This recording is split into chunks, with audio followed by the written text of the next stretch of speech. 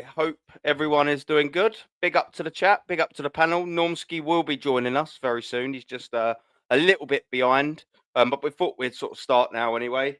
And another weekend's gone by. It's Monday, of course. We've got the same legendary panel as always. I'm very grateful for. And of course, we've seen Liverpool yet again extend their lead. Something last season we found very, very, very difficult over 38 games to manage, which is why very, very, very soon, maybe next week after we play Newcastle, we'll get into that. We will be bringing back Regression FC to just see where we stand over the last 3 or 4 seasons, whether it be over 6 games, whether it be over 8, I don't know, but it'll be coming back. We could be 8 points by next week. Who knows? But let's talk about this week's action. And then we'll get into next week's action very, very, very soon. But to the right, you can see you got my brother Shane. How are you doing, my geezer? Yeah, all good, man. All good. That's the usual thing is all good apart from this club, as we like to say. Looking forward to doing the retro show tomorrow with DJ because it's just a step away from this mess. You know what I mean? That's I love this show as well, and I want to get into it because I haven't really talked to you. I've talked to DJ on the phone.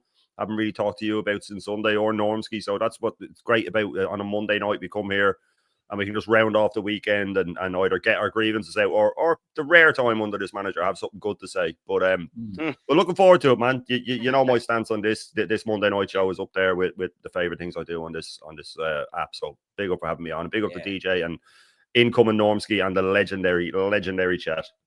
Yeah, man. No, likewise. Yeah, I enjoy you guys' company and obviously, especially the world-class chat as well. DJB, man. You probably spoke about it a little bit more recent because, of course, you go on Lee's. But but again, we'll get into it. How you doing, bud? Good weekend?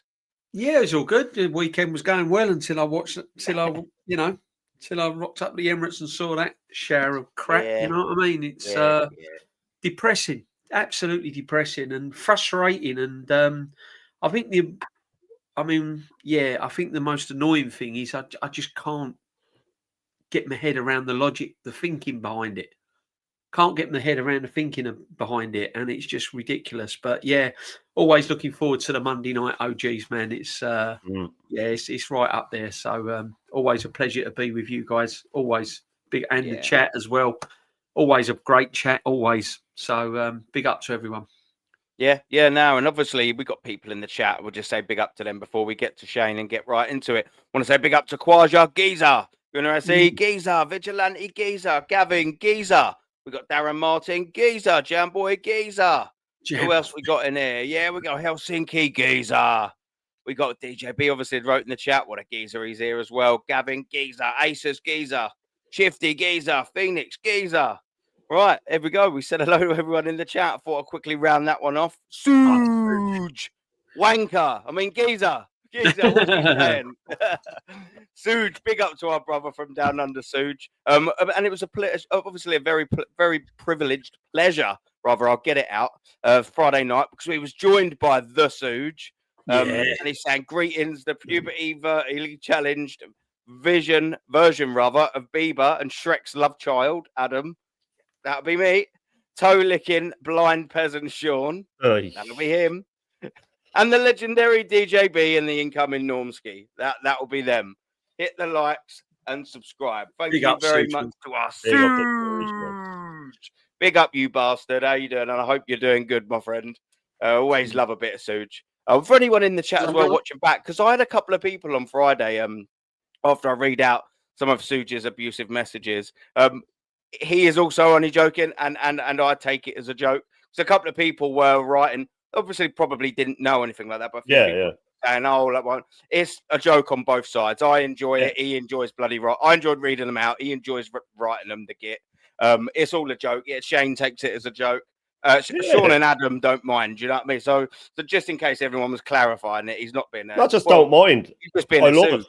Yeah. I love it. Doing it, Kevin Keegan. I love it. And of course, we've just been joined by Hendo. Big up to you, brother. Hope you're doing good, man. But yeah, listen, it's time to sort of start about it. And there's only one place to sort of start. And again, Shane, again, DJB. But of course, I'll come to Shane first. It was that lineup. Anyone getting all Matrix vibes there? You know, deja vu. You see the lineup coming out. You look at that bastard midfield because the defense speaks for itself. You see that bastard midfield. Once you start looking up to that back four, and then you go, "Oh, for fuck's sake!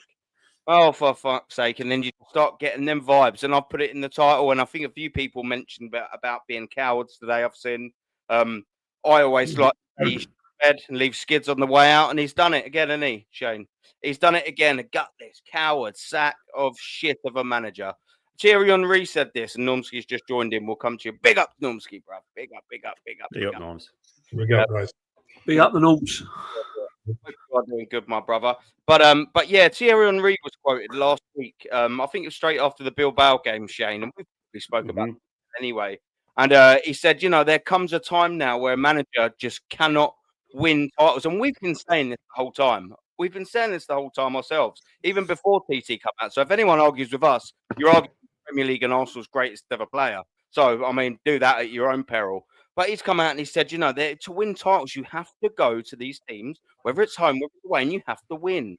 We've failed now against Liverpool, and we've pretty much failed it against Manchester City because we've got to be winning them games at home.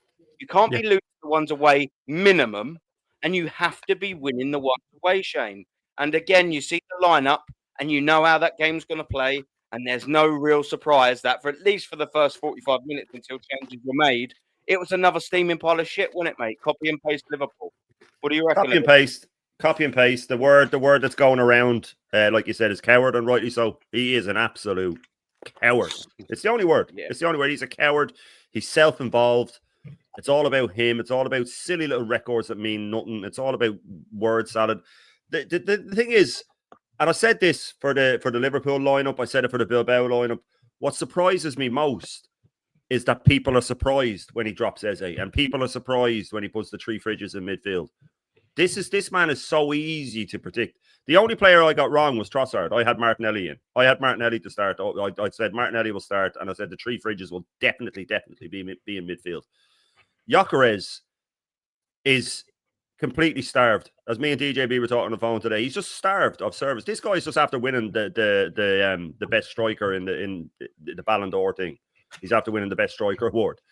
Enjoy it, mate, because it's your last. Right? It's your last. If you're still at this club, you will never get that again. Never. I saw a stat today which I could have probably guessed actually, but Liverpool, City, and United. Not one single chance has been created for Gyökeres in those three games combined. Not one single chance has been created for him in those three games combined, right? That's terrible. This manager, man, went into that game thinking, I don't want to lose. I don't want to lose because if I don't lose, I'll be the first manager ever to go 5 games without losing to Pep Guardiola. That is the way his mind works. I put up I got done for copyright, but it wasn't a bad one today. I put up a side-by-side of the City goal at the Etihad last season when they scored in the 96th minute and our goal, right, on Sunday. When they scored their goal, that was the last minute of injury time. So they only had 30 seconds or whatever after tip. They all sprinted back, straight back. Stones, who scored it, sprinted back, straight back onto the halfway line. Come on, let's go. We ran into the crowd.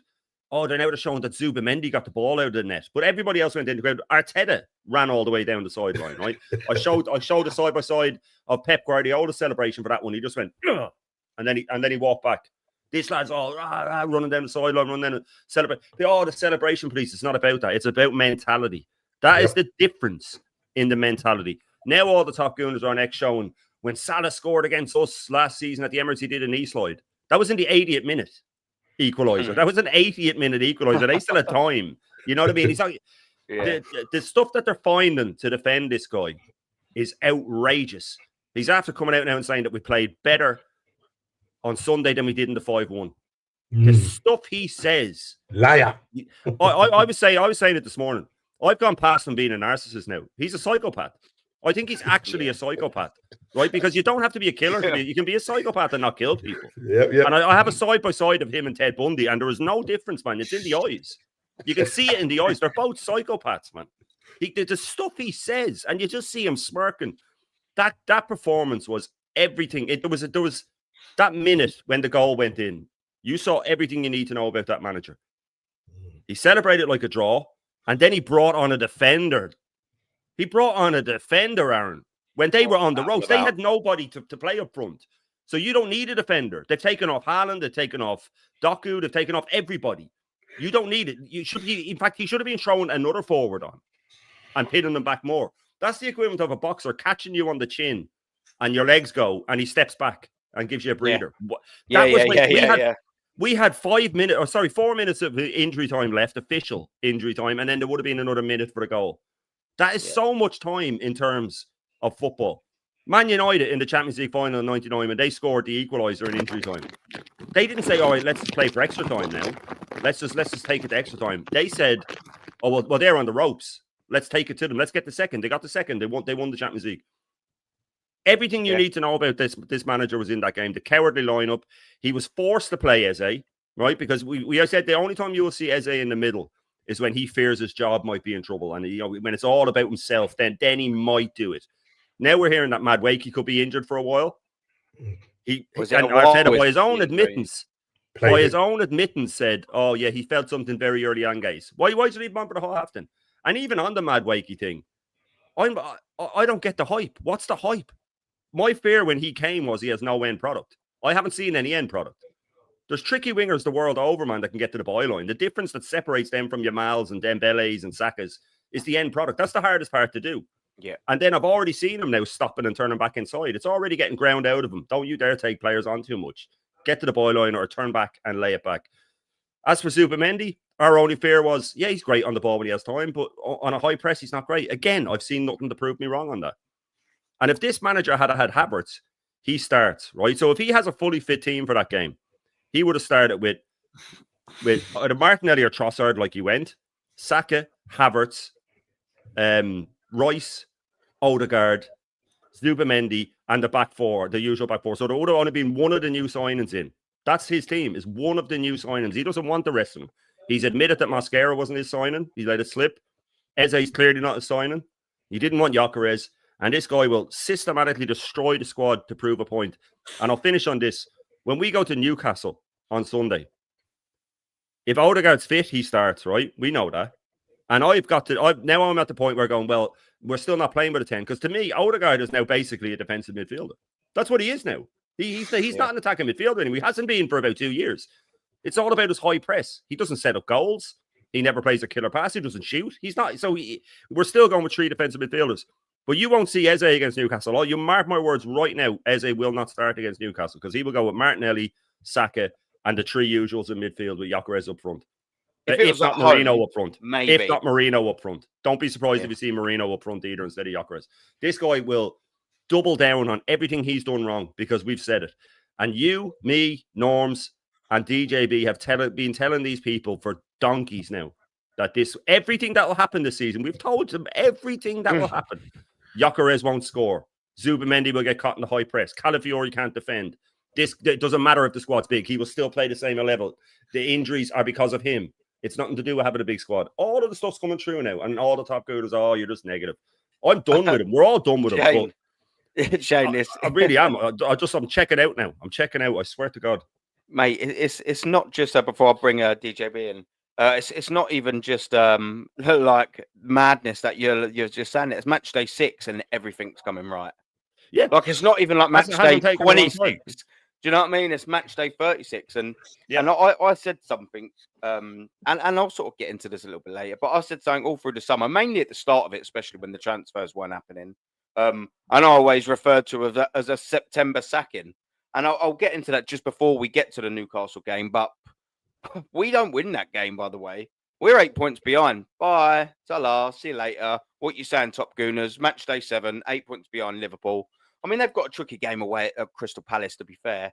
But this Liverpool side just seems to be churning results out no matter what, and that's the worrying thing. But look, we'll get to that. DJB, what I wanted to sort of mention, and I'll stick with the lineup theme, but I want to introduce the halftime substitutions. And talk a little bit about the Madueke injury as well. So whilst I actually sort of do, I can slightly appreciate, at least Mikel Arteta done this. At least he identified that the first half, it weren't right. The selection just wasn't right, and he made a halftime substitutions, albeit one of them now being an injury and bringing on probably a little bit early for Bukayo Saka. But also by that metric, he's admitting that he started the lineup wrong.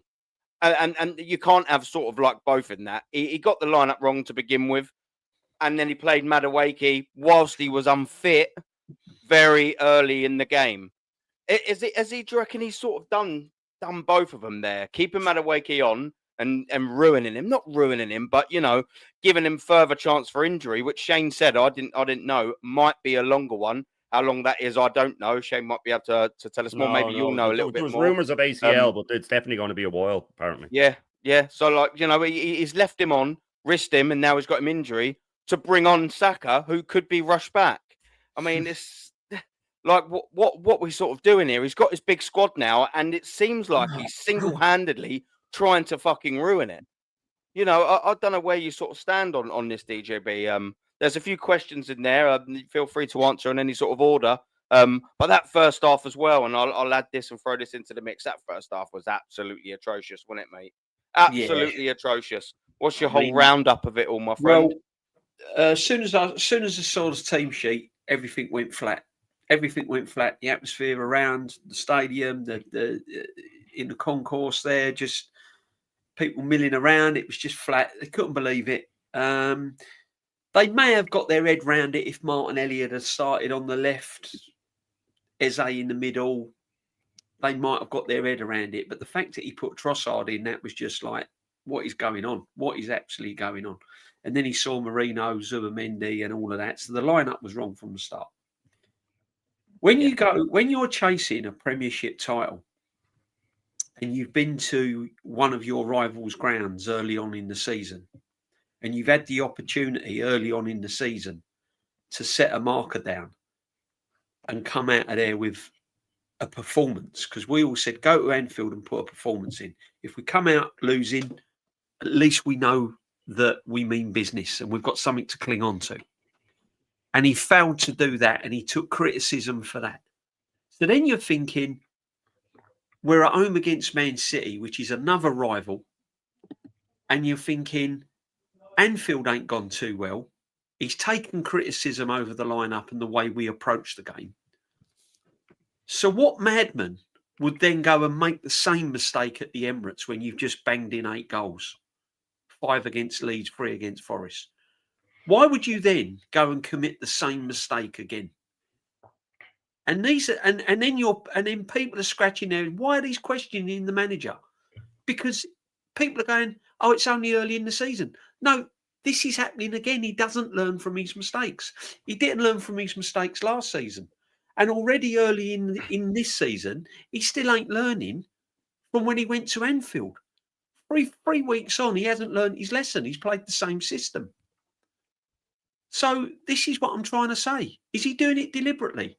Or does he just think all us Arsenal fans are absolutely nuts? Right? And then he buys Eze for 60-odd million £60 million, the creative player that we've all been asking for. And in the 2 biggest games of the season, he leaves him on the bench. Don't even play him. Doesn't even start him. Right? I can't believe he never started Saka, if I'm honest. Because he should have started Saka. Because when you've got a player coming back from injury, you start a player when it's 0-0 and there's no pressure on. And then if you go 1 or 2-0 up, then you can bring him off and rest him. But he's had to throw Saka on because he's chasing the game. Now, would he have made that substitution if Madueke was fit? Probably not. Would he have made those substitution at half-time if the score was level? Probably not. He would have still rocked out with the same team that he started the second half with. He was forced into making those substitutions. Yeah. Otherwise, he'd have kept it completely the same. He wouldn't have changed it, right? As for Madueke, if your player has indicated to you during the game that something's not quite right, you've got a duty of care to take him off. He had Wanyeri on the bench. Even if he didn't want to risk Saka, he could have brought on Wanyeri, right? He could have put Martinelli on the left. He could have made the substitutions. He could have done something to minimise further damage to Madueke, but he didn't, right? So we don't know the outcome of Madueke. Hopefully it's not an ACL, but we don't know. But again, he then runs the gauntlet of players being injured and him just giving him them few minutes extra to do more damage, which is crazy, right? Madueke's obviously hinted to the bench there's something wrong. So I don't get that at all. But as I said, it's a missed opportunity against Man City. He got it completely wrong. He ain't going to take the blame for it. He's going to divert all angles so that it's away from the situation. Oh, we pressed Man City. Man City's only had 32%, the lowest they've ever had against any team. Who cares? That doesn't win you a title. That don't win you a title. At the end of the season, you don't look back and go, yeah, but Manchester City only had 32%. Gunners will. They will, though, yeah. You know what I mean? We won't. They will. They're already saying it. They're already saying right? What's going on? The just saying this. 72% trophy, isn't it? The thing is, right, Gyökeres, I said it before he even come to the club, and people were thinking I was mad. I said, I don't really want him at the club under this football manager. And people saying, what do you mean you don't want Gyökeres? I said, I don't want anyone at this club whilst he's in charge. I don't want him to have anyone. Don't waste the money. Keep it. Wait for the next manager to come in. Oh, why is that in? Oh, because it doesn't matter who turns up at this football club, he'll ruin them. He'll ruin them.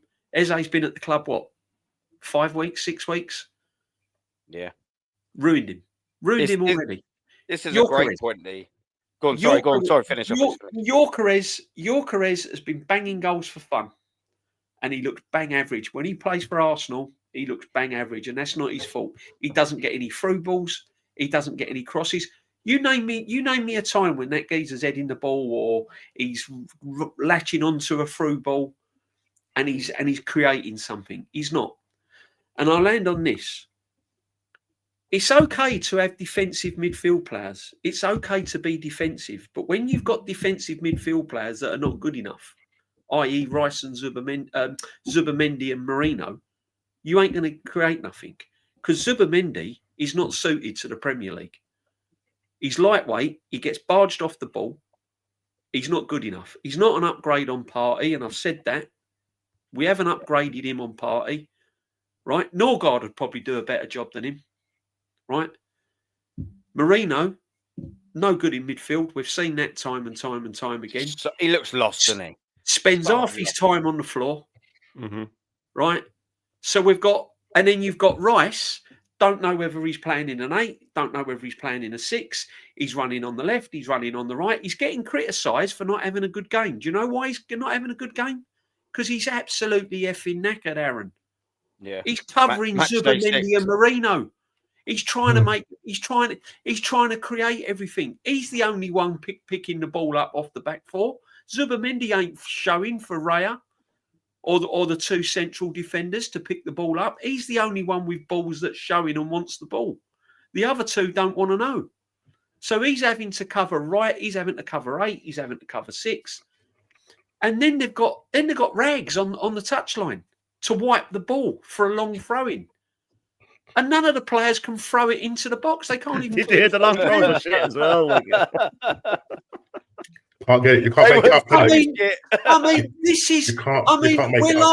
We're laughing, but this is £1 billion this manager has spent. Stoke City. And it's an expensive tells, DJ. They're expensive tells. They're cashmere. Yeah. They're cashmere tells. Absolute. Honestly, we have got a Lamborghini parked up with a Ford Focus engine in it.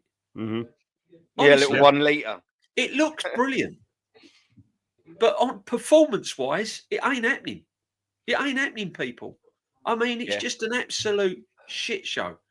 And what gets me, right, is that the manager in these press conferences, he sits there all smug and he don't take any accountability for anything.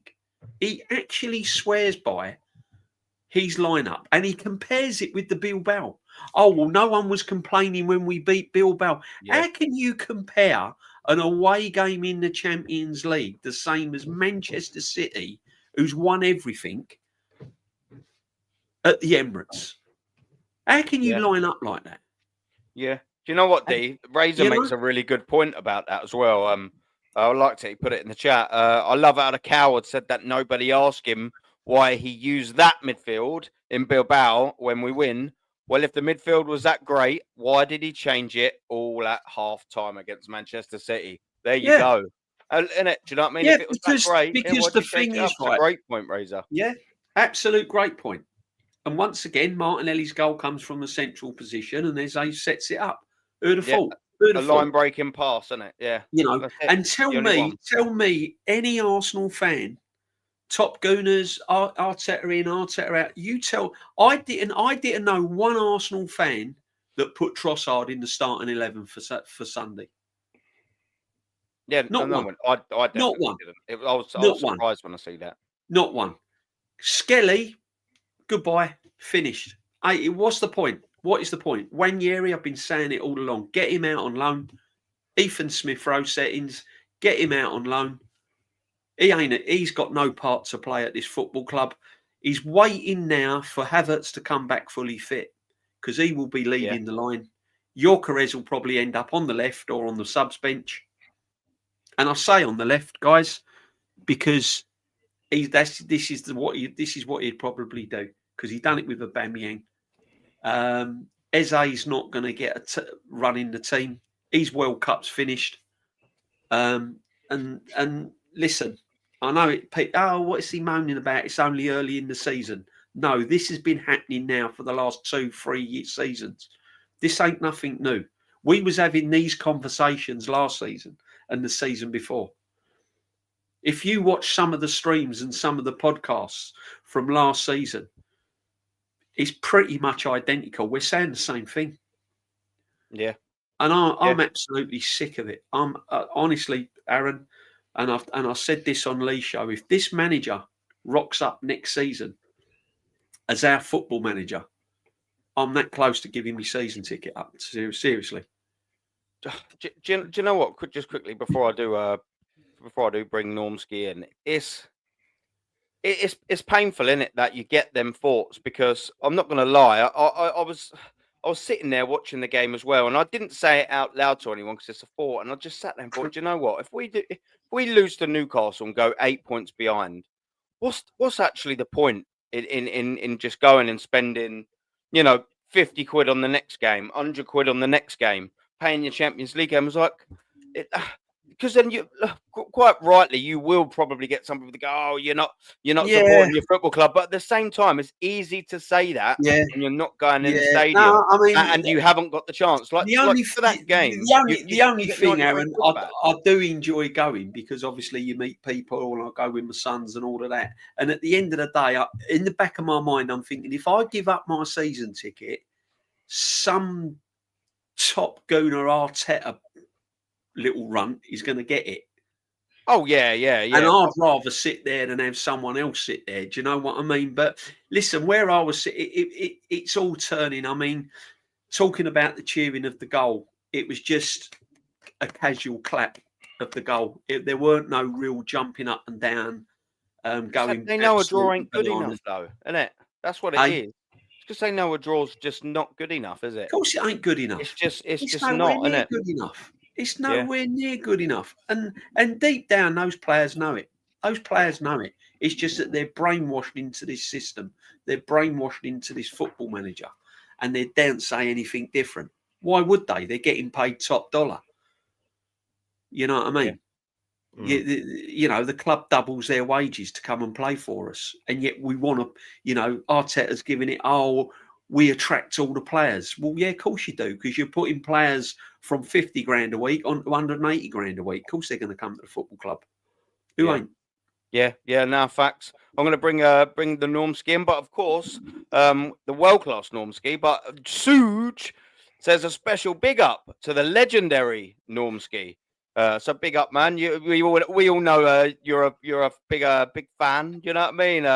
Suge is a big fan of Norms and DJB. Not so much me and Sean, but and he's saying for those. He likes our Christmas carols on a Wednesday, old Suge. He's just keeping us humble, isn't he? That's what it is, Sean, according to Suge. Stay humble, eh? Stay humble. You just got to stay humble in that, mate. You know what I mean? He's looking top drawer like Norms. He means business. He does. Yeah, he don't fuck around usually. No, he's got the ump. I can see he's got the ump. He's not happy, and very rarely Norms. He's not very. You know what I mean? Norms. Yeah, we say people. Come on, man. So you obviously know what we're talking about. I don't have to. What's your take on it, my friend? Well, you know how it goes, isn't it? You know, my background always sort of tends to say what I feel and how I feel. Me, Arteta's alter ego behind me. There he is. There he is. Here's Johnny. Here's Arteta. Here's Tedder. Here's Arteta. That's him. That's giving a team talk before. Yeah, you guys, you're sitting on the bench. Yeah, I want defensive. That's what is it. And by the way, I'm eating his favorite sweets, jelly babies. Because the guy is a baby. The guy is a baby. He's as Roy can say, he's a big baby. But actually, I want Sean to do it. I want Shane to do it. It's a baby. It's a big baby. Yeah, I really got it there. It's a big baby. I sound like an Irish Jamaican. But anyway, let's just get this right, guys. What was that on Sunday? What was that we witnessed on Sunday? What was that we witnessed? Man City bottle job. Come to the Arsenal, yeah. 2 points dropped with Rodrigo as their only defensive midfielder. They set up 4-1-4-1, yeah. We set up with 3 defensive midfielders. They come with 1 defensive midfielder, which is Rodrigo. The rest, they came to attack. Nobody can come and tell me that Man City didn't come to win that game. They didn't come. They came to win that game. You've got loads of people saying, "Oh, you know, they went 5-5-0. Oh, you know." And now we've got a badge of honor now. So that's another one they're going to use. 5-5. Oh yeah, 5-5-0. The fact is, we didn't go as usual. We didn't go to the Emirates to win the game. Arteta did not set up to win that game. And as you said it all, guys, the pressure was on him. So you know what he did? He thought, listen, this is going to be embarrassing. I'm now forced to now go and play Eze and bring on Saka, because he needed to say, and he does this all the time. He does this all the time when his back is against the wall. Yeah, we've seen it with ESR back in the day. Yeah, they saved his bacon. It's the same old. He will not play this guy. I'm looking at the heat maps here. I'm looking at California's heat map. This guy might as well just cover the whole ground in green, because that's where he was. He was all over the place. Yeah, he wasn't having a go at Trossard. When Trossard was coming in, he wasn't having a go at Trossard. Yeah, he's having a go at Eze for going inside. He told him to stick up on the wide. Right? Arteta is just this narcissistic guy that wants to do everything, and he will continue to keep digging his heels in. Yeah, and he's going to die on his own sword. He's going to die on his sword, because at the end of the day, the pressure is mounting on him. Yeah, but he's so fixated with playing this pragmatic football. And basically saying, "Oh well, no, I had all the tackles on there." You didn't have the tackles on there. Gyökeres is looking like a pub player right now. The guy is looking like a pub player, right? Shane has been running this thing with Eze. He says, "You won't get the Crystal Palace Eze anymore. You won't get him." Right? He's ruining these guys' careers. He's literally like Dracula, stuck in that blood out. He's a career ender. This guy, he can't coach. He can't coach an attack. He can't coach an attack. He was a useless midfielder, and so he wants to play in that sort of light of how he used to play as that number 8. He wants to go and manage Everton. Right? He's treating Moreno like he's a flamey, yeah, and he thinks that he's a 10. What are you talking about? We're not the Spanish side. We're not the Spanish side. So why do you think just because he scored, because they play a totally different system that suits Moreno, he's making all these players look bad, right? And as Roy Keane said it, and Jamie Carragher said it, 45 minutes. We played this 45 minutes was absolutely useless. What was the point of it? You're playing for 45 minutes. Yeah. You're playing not to go and lose the game. Evidently, this will catch up with you, because evidently you will draw more games and drop more points than you will win games. You can't go into we spent 1.2 billion for us to be playing. We had two number 10s on the bench. Our attacking bench. I'm looking at our bench. I'm thinking, look at the amount of attackers we had on the bench. Last season we were scrambling for attackers. Yeah, we had like about 20 left backs sitting on the bench. Now that he's been given, what I'm trying to basically say, guys, he's been given the tools. Berta has given him the tools, and this guy doesn't know how to use them. He doesn't know how to use them. And he's making all of them blunt. They ain't sharp anymore. He's just making them blunt. A For the wooden goal. spoon. Well, yeah, for the goal. It was just too easy. Yeah. What's his name? Looked like he was running in quicksand. Gabriel. Now that could be to do probably with his hamstring. Yeah, he literally looked like he was running on the spot. My guy Haaland left him for dead, and then Saliba, rather than sort of cutting across him, he ran away from him. I would say to myself, I would have rather seen Mascara on there. And if things got a little bit shaky, then you take him off and bring on Saliba, right? Do you think he made a mistake not starting? I think he should have started Mascara. I was calling him to start Mascara because I think he's in a good frame of form. Yeah, and I think he would have caught. I seriously thought he would have caught Haaland. Whether he would have got in the tackle or not, but what I'm trying to say, none of them looked like they could even put in a tackle on him, and it was so easy to get through the midfield. Somebody did a graphic last night. I think it was on Lee Gunner's show. They were showing the graphic. How you in that crowded area? How on earth is he able to pop it off the winders, and then he makes his run and Gabriel can't see him? Yeah. How does that turn into a 2-on-2 like that from their box? It's almost within 3 or 4 seconds, and then it's a 1-on-1 with a keeper. Ridiculous. It is ridiculous. It's not good enough what we're seeing here. And the thing is, we got a massive game, 5 points. Somebody was saying, I think it was Curtis Shaw was talking to Robbie from the Mutant channel, and he's basically saying like, this is the same thing that happened last season. Yeah, it's Groundhog Day, and then Robbie came out and said, "Well, no, I don't want to hear this again." It's I've read the story and I know what the story is going to be, but the story is that we're doing the same thing. It always ends the same. It always ends the same because my guy won't just put his pride down and go and play some proper football. Go back to 2022. See, why does somebody just say to him, well, Arteta, why don't you go back and play the football that he was playing in 22? Why? What's the reason why you stopped playing that? Why is nobody prepared? You got people in the post match saying, hey, you brought in your finishers. Even them now get carried. You brought in your finishers. I mean, what we're doing here? We're a joke of a club. Even the guys that are answering the questions are absolute joke. He's got them sucked in, mate. Got them sucked in. It's a cult. It's now got to the point where now we know it is, but it's serious now. This is no joke now. And the guys that lap this up, they're so frightened to even say anything. And I'm not surprised because when you got a man like this behind you, Arteta, who's going to say no? Come on. Who's going to say no? It's a joke, man. Absolute joke. Psychopath. Do you know what as well? This is what makes you sort of worry about his managerial credentials. I mean, how many times and as well under different circumstances have I said, as Shane said, have you said, DJB said, he either takes too long to learn his lesson or he doesn't learn at all. I can't think which one of you said earlier. And you basically sort of mentioned he hasn't learned from last season. No. And then he goes in to the Liverpool game and you think, do you know what?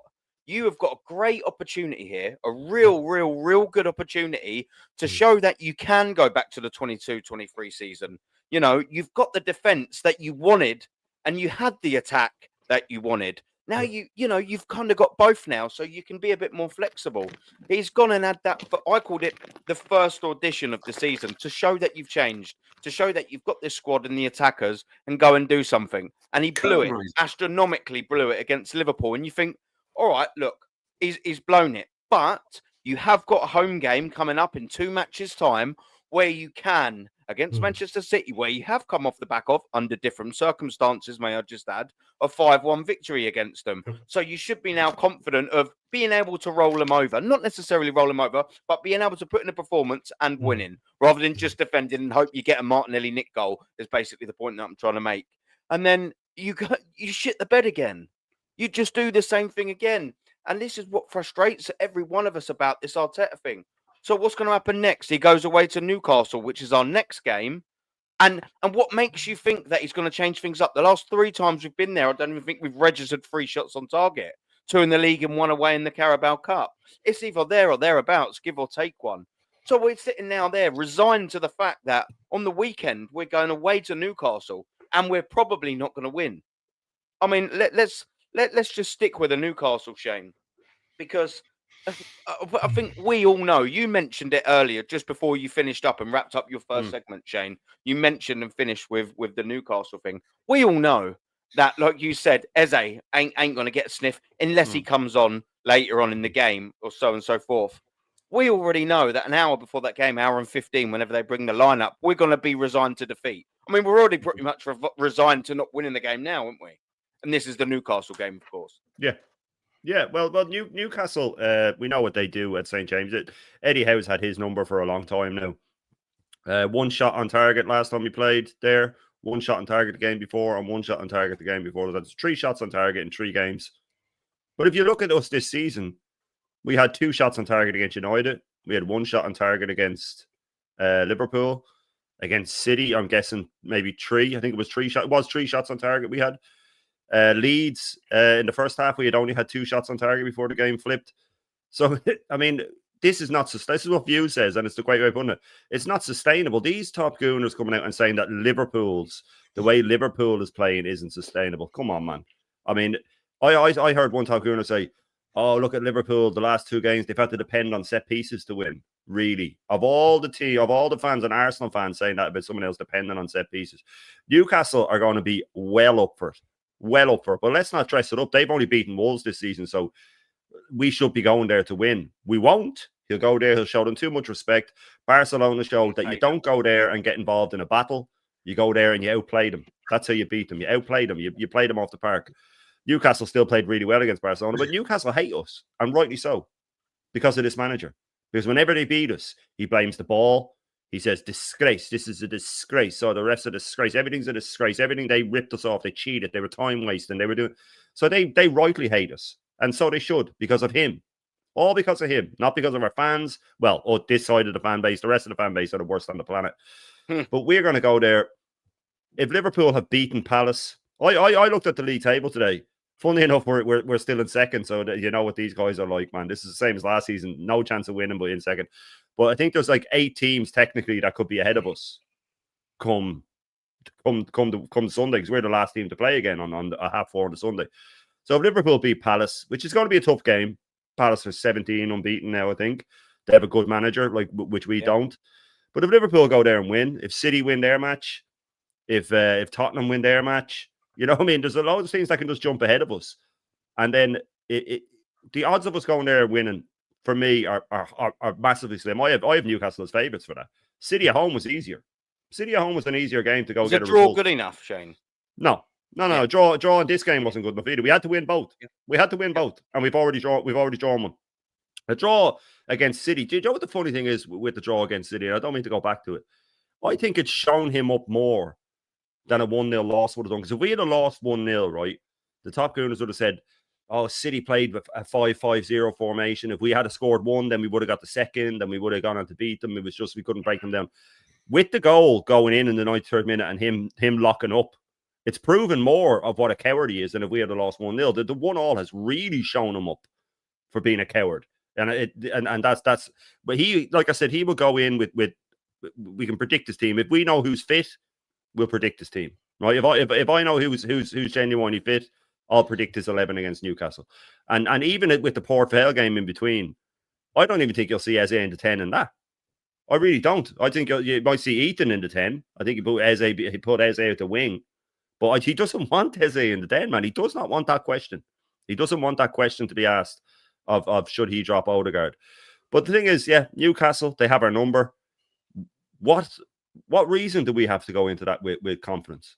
Yeah. The way we've been playing, what normally happens, the fact that Eddie Howe has our number, we're rightly going into that game thinking, right, we're done here. And if we're 9 points behind Liverpool and 3 behind Tottenham and, City are on the same points as us and stuff like that come the 6th game of the season, our early season predictions, I think we all rounded off at about 8 or 9 points when we were picking the 6. Now, we had the results different around, but we had about 8 or 9 points. And people told us we were the most negative fans on the planet. There's something wrong with you guys. You must be depressed in life. You must, you need this, you need that. Get out of my face, man, because I'm tired of seeing things now on X and things of once top gooners pointing out certain flaws in Arteta like it's brand new news.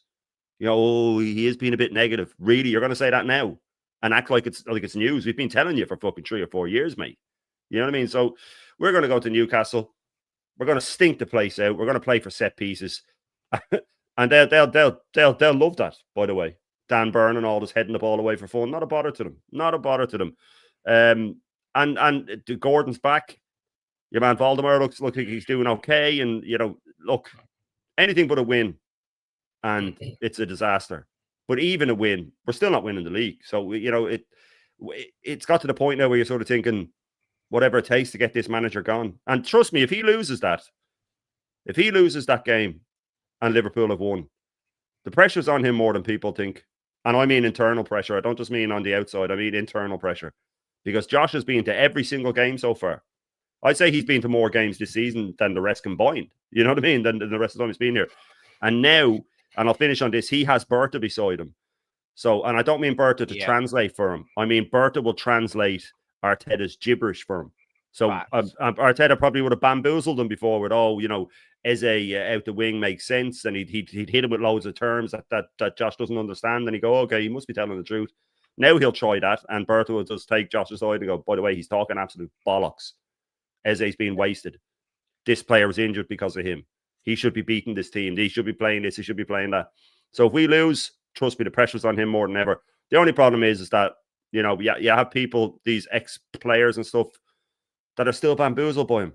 They're still bamboozled by him. But there's a few of them starting to talk now. And lose that game and go 9 points behind. We'll see the pressure then. And I see no other result this season, or this weekend, by the way, than Liverpool going 9 points clear. And that's devastating. Yeah, no, that's absolute fact. And before I bring DJB in, I just want to say, it's a great point as well, about having Berta there. It really does look like it could be, if results carry on, obviously, and you keep losing, Berta won't have that. Arteta would have got away with it last year, no Berta. He'd have carried on just getting away and thinking, well, it doesn't look like we're going to win the league now. We'll just go for top 4. Berta would be like, no, you fucking well won't, mate. Someone else will be. You won't be. And that's the sort of thing that we can at least cling a little bit of hope onto. Big up to Tyrell Gunner TV. He took sense as well, and he's coming in and said, "Big up, boys. You guys are speaking facts." I've said the same thing on my channel. So please, guys, don't forget, go over to Tyrell Gunner. I've been in his chat a few times, and he actually speaks facts as well. Yeah, he's a real one. Yeah. So people, go and check out Tyrell Gunner TV, 100%. There's a couple of you that's put a few cues on there as well. I'm saving them until it gets to a relevant point, so I'm not ignoring them. I'm just saving them to get a relevant point. And Comrade as well, seeing you put a super in. What I will do is, once the boys have gone round, I'll get that afterwards, because it will sink in quite nicely to how we're sort of saying. So I haven't forgot it, mate. It will just fit in nicely. Just sort of, not the end of the show, but once DJB and Normski's gone, I'll throw that in there. So again, I haven't forgot, mate. I'm just trying to place it in there quite nicely, and I do appreciate it, of course. And also as well, I appreciate the world-class chat. We've got 116 watching at the minute. Don't forget to smash up the likes. I think we're on about 60 or 70 likes, 60 or 70. Let's try and get to 100 if we can. And then please, if you don't want to do that, the guys' links are pinned, and they have been pinned since before the start of the show. Vigilante, our geezer, on the ball all the time. Big up to the mods, big up to the members, big up to the world-class chat. And don't forget, sub to the guys, smash a like on the stream. Double fucking boom, DJB. What we saying? What we saying on the Newcastle game? On the Newcastle, yeah. On the Newcastle. I mean, let me tie you in there. So obviously, as Shane was sort of saying, we've got Palace at Selhurst versus Liverpool. And I believe, I might be wrong. I'm sure it's before Arsenal game. I might have to double check myself there. But another chance for Liverpool to put pressure on, if I'm right there. I'm not 100% on that now, so we'll have to double check. Maybe someone in the chat will clear that up. But if they do get 3 points and Arsenal do fail to beat Newcastle, it's a minimum of being 7 points behind Liverpool. And if we lose, it's possibly a maximum of being 8 points behind Liverpool, of course. That is not good. No. At the end of September, is it? No, that is not good. And when you consider last year, after 5 games, we were 2 points behind Liverpool. After 10 games, we were 7 points behind Liverpool. 15, 7, 27, 25 started growing. We didn't already catch them. So to go 8 after 6 games, yeah. I mean, are you kissing goodbye to the league title already? Yeah. And how difficult is Sunday going to be? I mean, bearing in mind that the stat last season, I think throughout the season, we was on average 7-8 points behind the whole season, behind Liverpool when we won the league. Yeah, and the fact that this manager's never overturned a deficit to win the league. He's never overturned the points to actually win the league because he's never won the league. But so he can't overturn that kind of points.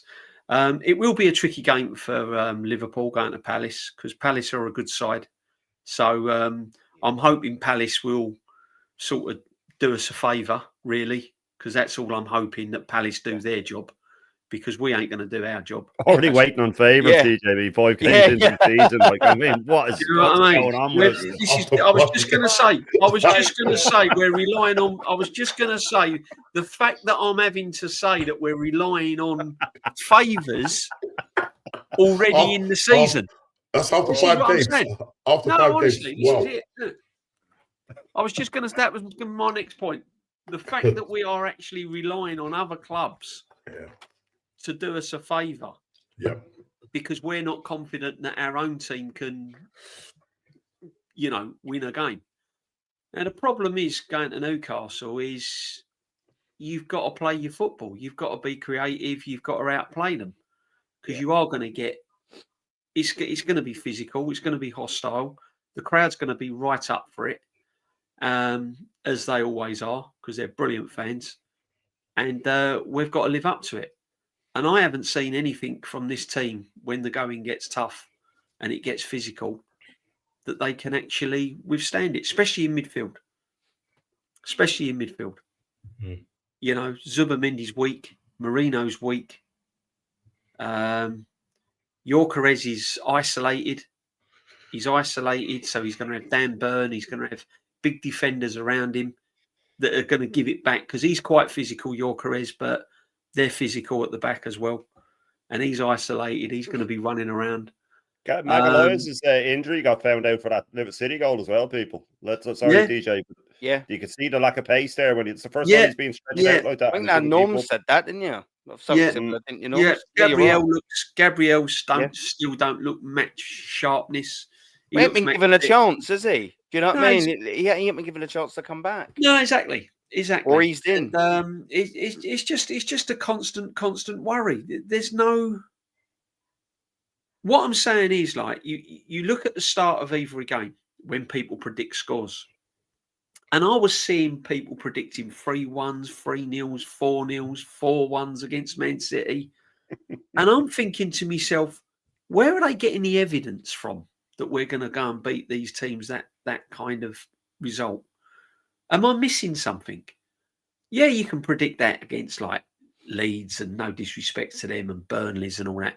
But where are these fans getting the evidence that we're going to go and beat teams like Man City and that 4-0 under this football manager? It ain't happening. It might happen on a one-off. You might get a moment in the sun where you just go and batter a team. But every game I go into, like I was last season, I just don't know. I'm just not confident. We're going Port Vale Wednesday. I ain't got a clue what the score's going to be because I don't know what the system he's going to play. Calafiore's had the most shots for us, DJ. Yeah, I don't know what system he's going to play. I think I brought it up on my show yesterday, right? I think we had 245 passes in our own half against Man City. Yeah, that's why they talk about possession, DJ. We had 3 shots on target. Shay Given came out and said it. And big up to the Irish League. They don't fuck around. I know that for myself. If you watch there's a Premier Sports over here. They show they always have a game on a Saturday at 3:00, right? And it's all the Irish pundits. They just don't hold back, man. They just bollock, whoever it is. They don't hold back. Like, there's no agenda. Shay Given came out and said, I'm hearing Arsenal fans saying that Arteta saying they dominated against City. He goes, to me, dominating is peppering the goal. Keepers making saves. He said, I didn't see any of that. That's not dominating. Exactly. That's dominating possession, but there's a big difference. It's shoehorn passing. It means nothing. Comes to nothing. It's so annoying. It's so annoying. Liverpool dominates. Coming out, and you got players coming out in the interview. Rice, I think, we dominated, and we. Yeah. No, you might have dominated possession. Didn't dominate. You haven't dominated creativity-wise. They always look more like scoring, DJ. City looked more like scoring. Every time Doku came forward, it looked like they were going to score. I think they had a better chances. Doku was magnificent. He had us on toast, didn't he? Every time he ran. Doku was absolutely magnificent. He Couldn't got handle the him. ball. He carried the Yeah. ball. I've never He seen went Timber past- get pocketed like that. He went Never. Just past gonna say, Timber. yeah, pulled He his went pants past down. Timber Yeah. with ease. He held the ball Yeah. up. He drew fouls. He was magnificent. Absolutely brilliant. And the problem is there was no creativity. There's no, and people were getting excited about the second half. But I'm going to be real here. I don't even think we were that brilliant in the second half. If I'm true, The Eze half volley that was straight at Donnarumma and the goal was the only time that a shot was on That's it. target. honestly, They were the only two shots on target. people are gassing up the second half. I'm scratching my head. It was honestly, decent. That's all it was, wasn't it? Yeah, It because like, they weren't let us domination. domination. Aaron. They Yeah. sat back. what it was, Aaron, Aaron, it was an Yeah. upgrade on crap. It was an upgrade that's on it. crap. But if that Because second they let half us back was into all it, the though, way DJ. through the game, Yeah, they took all You'd their have said attacking it players was off and all- all. Yeah. But DJ, if it was nil all at half time, we wouldn't have had that second half because they would have still been trying to attack. That's They what I just said. let us Yeah, back yeah. That into is it. what I They said. let us That is back what I into it said. because Guardiola thought I can sit back and he won't. He doesn't have the creativity to break me down.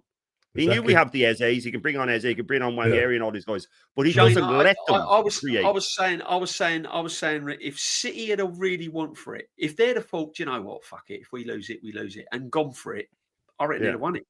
Yeah. I think so. Yeah, I They'd think have so. won it. Yeah. And you have to If they'd have even really with the gone for goal. it, they'd have won it. Ake had come on because your man Riley, who was brilliant by the way, had got injured, right? Yeah. And Ake came on, so he was only on a couple of minutes, and he played Martinelli on. If Riley hadn't gone off and he was up to speed, because he when you're with the defender, you're kind of yeah. Well, it that proves goes offside. it And proves we it failed proves before they that as well. turned it Conor on Fiore failed because before that as well. when they conceded, Man City had a spell at the end of that game where they was on top. That's why he brought Masquera on, because he was scared of conceding. Oh, but he locked up. He locked up after the goal. He locked up. Yeah. He locked Took up. up Zubimendi, didn't he? And we've got to go to St James's Park and bully He's him. thinking and win about the game. his own record. That's what he's thinking about. That's in his head. The record. Yeah. If I don't lose against Pep, it's 5 in a row. That's another As top I six side I haven't lost against. As I said, you've got to have something wrong with you if you don't learn from your mistakes, isn't you? There's got to be something wrong. Yeah, he's a psychopath, though, like I said. Two games he's had a chance to prove himself. 2 games he's had a chance. 6 and seasons he's had, on both. DJ. He's fouled 6 on years both. he's had me. And we're just not good. We're just not good enough. We've got the players. We've just not got the manager. It's just going to peter out again. And do you know what it is? Halloween's the end of October. We're over. But we'll be gone by then. We're gone. Someone on my stream today, the season's done, right? And someone came in a regular. They're Arteta out as well. They said, "Look, I know that you hate the manager, but you don't really think the season's done, do you?" And I said, "Yes, it is." I said, "Me and DJ said the season was done at the end of last season. If this guy's in charge, the season's done." Yeah. Right. And I'm not even trying to be funny. I have, and I mean zero faith that this guy can win us a league. So as soon as I saw him on the touchline on the first game of the season, for me, the season was done. Yeah. Right. And that's not just, oh yeah, you're so negative. Mikhail Bundy, exactly, man. I'm telling you. As soon as I knew he was going to be our manager, for me, the season was done. Because I've said this on plenty of streams, and I'll put the bet with anybody. The only way that he'll ever be able to be paid out is if he ever wins something with even another team, or he retires from management. Because I will say right now, here and now, that no matter what job he gets after this, however his time he finishes, however more long he's with us, he will never win a trophy again as a manager. I don't think he will ever win a trophy. Not at Arsenal. With any club he goes to, he will never win a trophy. He's not a winner. Shane, I was with you. I said, and the chat that knows me knows that I've been saying it at the start of this season when we had that money to spend and we had a new sporting director. I said, wipe the slate clean. He's had his chance. We've been through phases. We've trusted the process, and it's failed. He's had his chances at the start of the season. New sporting director, bag of money, new players, new manager. Start again. Let's reset. And when I'm gobsmacked that he got another season, and that's the only thing that I'm absolutely livid with these owners, that they didn't grow a pair and go, do you know what? No, you've had your chance. Sorry, we're not risking it again. See you later. Fed up with it. Do you know what? Yeah, I just had to say when Shane keeps calling him a psychopath, it reminds me of Christian Bale's portrayal of Jason Bateman from Psycho, isn't it? Yeah. Oh, Jason Bateman, and is that Yeah. Mikel Arteta, isn't it? It He's is, a isn't it? psychopath, right? He's a psychopath. I'm Oh, telling you. Jason Halloween, Mikel. What are the Halloween eyes, in man? September. Arsenal's what I call Halloween him, is yeah. 31st. Halloween. It's the Halloween. Isn't it? We Oh, ain't even Mikel got- we ain't Myers, even isn't got it? to Just October butchering the yet. season. Just look at the eyes. There's no difference. There's no difference in the eyes, man. I'm telling you. Well, leave It that is, background mate. on. That is Shane, leave that fucking background on, bro. psycho, Leave innit? that background Yeah, on. keep that one up. Look at the eyes. He's a fucking psycho, isn't he? Guys, get back in your defensive position, guys. Mate, his wife needs to leave him for her life, doesn't Yeah, she? man. Fucking love her. Like, Jesus Christ. This Listen, where she guys, finds out he's had like 10 wives before her or something, isn't it? They've all Crazy. Well, they never they've did. all No, got a but mysterious- Bundy had a wife the whole time. So, you know what I mean? Yeah.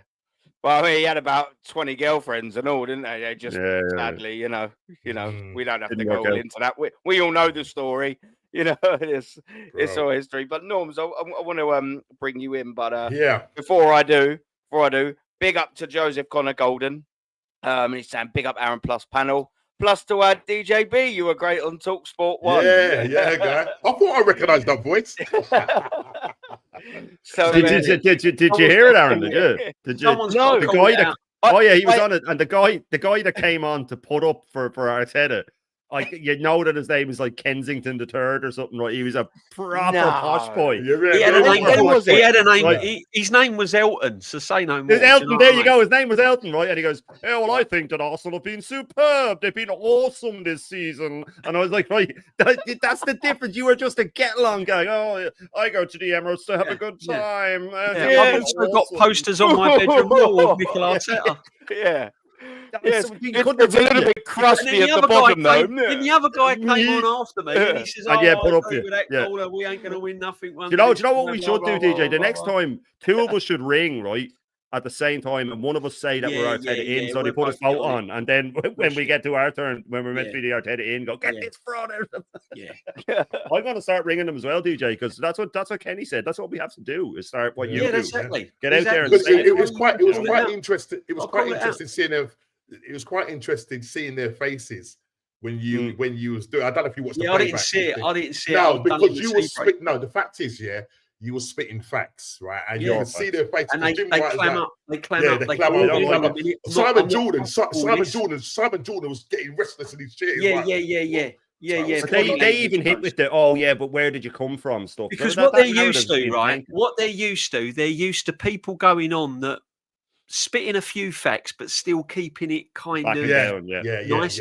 But I'm He's giving done it. well, He's but- nicking £15 million off the No, club. you He ain't won literally nothing. was. Yeah, that's what. And they couldn't deal with that. They could not deal with it. Well, No, they don't like it. You'll have to send me the link. He's Yeah, paraded I Eze. have it. He's Yeah, paraded legend, Eze man, out legend. against Leeds. All the crowd are up for it, and then in the two Yeah. biggest games of the season, he's benched him, and they Yeah. get But then, but don't- where did you come from? Where did you come from? And you said it wasn't that bad. Trust me, it wasn't that bad. It That's wasn't right, that yeah, bad. yeah, If yeah, he'd have yeah. had the money that he'd have had to Yeah. spend, it wasn't Yeah. that bad. Yeah, Yeah, I'm yeah. very conscious that And he they didn't don't agree give with you that. long on you. I think what's name? Yeah, you only give you a Murphy minute or didn't- two, don't Yeah, you? he didn't agree with that. Murphy didn't agree Of with course, that. Murphy ain't going to agree with Yeah, it. he's Liverpool, on- isn't he? I mean, he's on Yeah, match of the yeah, day yeah, and yeah. everything else. Yeah, He yeah. ain't going He's to a- go he's a slagging managers tit, off, isn't he? is he? No way. Yeah. No way. He ain't He's slagging got managers off. fact. What's he want? Yeah. But He don't want to deep get down he involved knows. in that, does he? Deep They all down know, he They all Dee. know, They're they all professional know. footballers, mate. They all They've been- know. He's been in the changing room of a club that wins trophies. Of course he knows, mate. Roy Of course he Keane, knows right? that changing room ain't going to win trophies under the You've got manager. Roy Of course Keane he and all does. that calling it out about possession don't win your premierships. You know what I mean? It's how you go about it. You give it a go. So if they're all calling it out, I'm not listening to Danny Murphy. But DJ, you said it on Leeds earlier. You said back with the Fergusons and the Wengers, right? Yeah, Can you imagine Ferguson going into the game against Arsenal they didn't at do it. home and They he didn't do drops it. goals and he drops and he Yeah, I plays? said it on Leeds. Yeah, Not going to happen. Not Yeah, ain't imagine, happening. imagine Wenger doing that in the all big these top like managers, dropping all these Bergkamp and top, just leaving Henry up on his own and putting in three defense play, bringing in three defensive midfielders, and imagine it's never going to happen, man. can you Never imagine? going it? to happen. Wouldn't even consider it. Ferguson, Wenger, all the top managers, Yeah. when they're playing their rivals, they start with their best 11 and they go for it.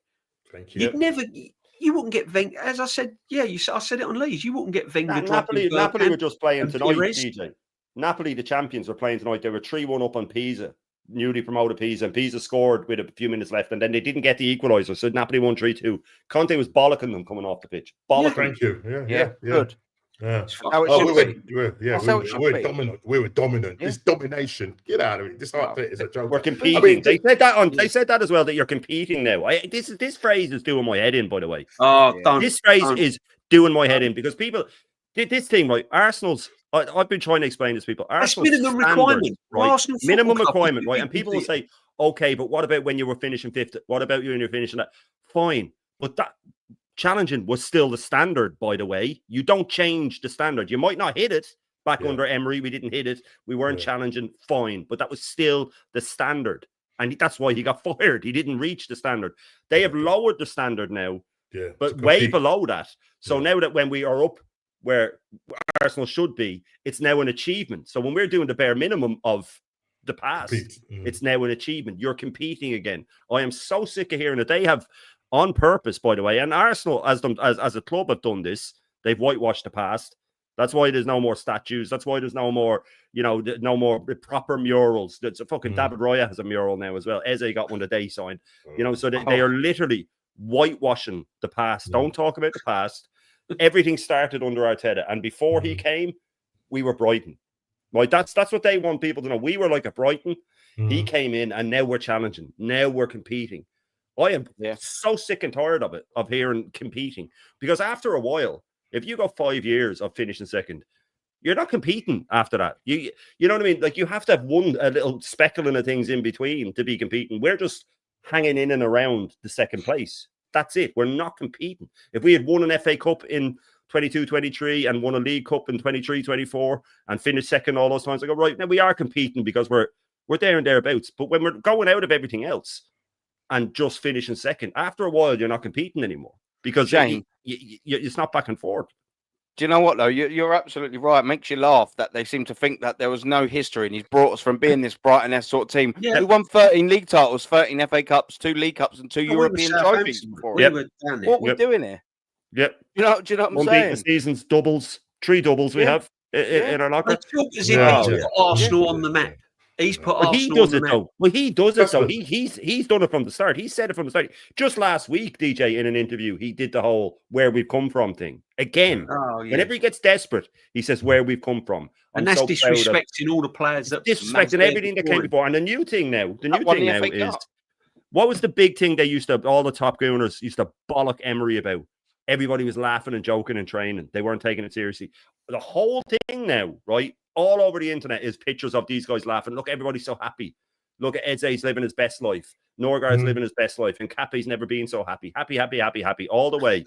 The exact thing that they wanted to run Emery out for. And we put up the last 25 games of Emery compared to Arteta. Yeah, I mean, what are we doing here, man? These guys, and I've said this, and I've said it, and I got very carried away on my post-match reaction, and I absolutely do not apologize, by the way. Egal, all these guys that have kept this guy in a job, right? There's blood on their hands. And I mean, that sounds dramatic. There is blood on their hands because if they hadn't kept this guy in a job, and they will say, do you know what it's like? It's like when someone says, well, I didn't vote for that nasty party that got in politics and killed all these people or did something. I didn't vote, so, I didn't vote. But then you're still complicit because you didn't vote. So when they say, well, it's just one person, if I want them in, right, but you're just as guilty as everybody else for keeping them in. And if we had had a proper manager for the last 3 years, we would have won 2 of those leagues, right? We would have won 2 of them with a proper manager. I've said it before. Definitely. The season when we threw the points away and the season when the 23-24, when we drew 0-0 at the Etihad, if you switch managers and we have Pep going into this with that squad and they have Arteta, we win the league and City don't, right? That's the difference with a good manager. So these guys have kept them in a job, which means that we would have won 2 leagues, and they cannot wash their hands of this mess. The injuries, when they go on about the star boy, him not being the same, sorry, guys, it's on you, right? When they talk about MLS not getting in the team anymore, sorry, guys, that's on you. Ethan not progressing, that's on you. All of this is on them as much as the manager. And then when he goes, they can kindly piss off with him because they are not fans to me. They are not Arsenal fans. They don't care, man. They don't take it home with them. the way we do. They don't care the way we do. They're over it like that. I was Yeah. absolutely. Listen, if Wenger had the money, that this guy, half the money, not even the whole shebang, if he had half the money, he wins a league with this crop of players here. You know, we're going to Newcastle at the weekend, yeah, and there's a couple of stats here. You probably know it already, but I thought I'd just bring it and let the chat. Yeah, fire it out for the chat. So 14 times now Arteta's faced Newcastle. And of those 14 times, he's won 8, drawn 1, and lost 5. Okay. Wenger, in his era, in his tenure as a manager, 20 plus years, has played 39 games. Of those 39 games, I think he won 20. Let me just make sure I get this right. I think he's won 20. Let's just get this right. 24. Drawn 10. Guess how many he's lost? And guess how many he's lost? Was it what? Probably a couple then, wasn't it? Oh, 5 was it? Oh, I didn't do me math. Either way, 5. already. So what I'm trying to say is, in the short space of time Arteta has been at this club, he's lost 5 times against Newcastle. In the tenure of Wenger, he's only lost 5 times. And I remember those days when we used to go up to Newcastle and whop them. Wow. Yeah, it was no problem. And in the late 90s when Wenger was going there, they were Newcastle were one of the favourites for the league going into it. Yeah, right. And then there was the Bobby Robson years when they were finishing 3rd and 4th all the time. They had Shearer and everybody. Yeah. Better Newcastle teams. Better. we got. That's it. They were better. I remember we beat them 2-0 down to 10 men. Remember Ian Wright chipped the keeper. Remember he got it on his left. He was clean through and he chipped it. We were down to 10 men and won. We scored while we were down to 10 men. We attacked while we had 10 men and scored. People don't realise it's the Brightons, the Fulhams, the West Ham. I don't understand that. What he struggles against. We got West Ham coming to the Emirates. They've won there 2 years running. Yeah. Fulham Potter's away's another nightmare for us. Yeah. We'll say Potter's job. Yeah, we got Olympiacos at home in the league. Olympiacos done this manager last time. They rocked up. Mate, you'll go with the 3 fridges. Negative tactics. It's negative tactics, and that's what it is. That's what's going to lose. And it's stubbornness now, Norms. It's gone beyond that now. It's one thing after another, isn't it? You get your players, you get your striker, you get Eze, you spend all this money, and you think, right, okay, what's going to be? We all knew it weren't going to be different, but you've just got that. Oh, come on in, let's go. He's in charge. Let's see what happens. And it's you play against the big teams, and it's the same thing again. Yeah. Honestly, I always with that Anfield game, Aaron. Before you come back in, right? Yeah. No, when we went to Liverpool, I said, I'm not 100% bothered about the result this early in the season. I'm more looking at the performance. If we put a good performance in, play attacking football, it's all, techers and it's looking good and we're playing well, I would have happily come out of there. Okay, we lost. Yeah, no disgrace to lose at Anfield, but look how we've played. That gives you some sort of confidence. And then he does the same thing against Man City, and that tells you all you need to know about this manager. That lineup, just that lineup. He did it against Bilbao too, and he went to lock up. He brought on a defensive winger, and he brought on a false 9. He just fluked the win. Yeah. Right? Yeah. He went to do the same against Bilbao, so let's get it right, and he'll do the same against Newcastle. I mean, the first 25 minutes against Bilbao was shocking. Any decent team in that Champions League would have knocked us out. Would have scored. Yeah, 2-0 makes that look a lot more comfortable. The first 25 minutes of that first half was absolutely shocking against Bilbao. It weren't even that good second half either. No, just the 2 goals. That's it. It flattered us, didn't it? That 2-0, 100%. 100%. Of course it was. I mean, we were slightly better, but I mean, like not unbelievably better. If it was 1-0, you'd have gone, stinky 1-0 win. The 2-0 flattered us, 100%. But I would say, DJ Reed and Aaron, you're sitting in that stadium, and you're watching it firsthand in terms of right in front of you. When they're playing that ball out in the back, I mean, what are they? I mean, because sometimes you're watching it on TV and you can't really tell how, because it looks really slow on TV. Is it the same? Yeah, it's crap noise. I get annoyed. Go on, sorry, D. Go on. No, I'll let Aaron come in a minute. It's crap. It's slow. It's predictable. I'm sitting there, and I sometimes tell like my son who's sitting next to me and all of that, and the people around me. I can tell them when the next pass is going to go. I'm going to say Rice is going to drop deep to collect it off of one. Then it's going to go to Marino. Then it's going to go back to Zubamendi. Then it'll go back to Saliba. Then Saliba will pass. And I'm telling them where the ball's going. It's like spot the ball. You remember the old spot the ball? That's how it was. And it seems like every player as well. Where it's going to go. It seems like every player has to have at least 3 or 4 touches on the ball. Yeah. Which is just norms. Yeah. I'm slightly less tactical than DJB. I'll start sitting there, and because I know what's happening, I've seen it too much. I've got no real patience. So instead of tactically analysing where the pass is coming on, I'll just sit there and start groaning. Go, oh, for fuck's sake, this is shit.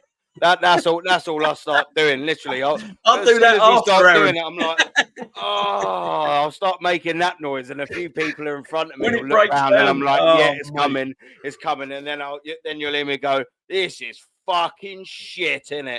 Like, and it is because you just Tom Jolly settings. Another question as well. What was the when you saw that team come out? Yeah, obviously, what was the temperature like in terms of? Oh, it's flat norms. I don't know where. The people that, that's what I'm saying. The people around you, what was you hearing? What was you hearing? Just flat. Couldn't believe it.